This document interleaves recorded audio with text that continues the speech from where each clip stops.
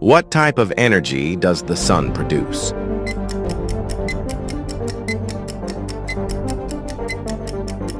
Answer C, solar energy. What causes day and night on Earth?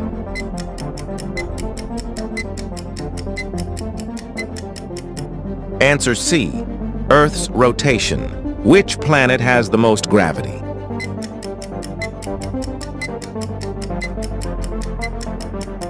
Answer B, Jupiter. What is the center of an atom called?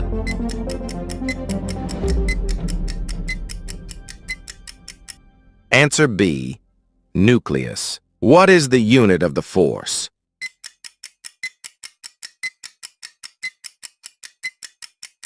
Answer A, Newton. What tool is used to see very small objects like cell? Give me the answer of this question in comment box.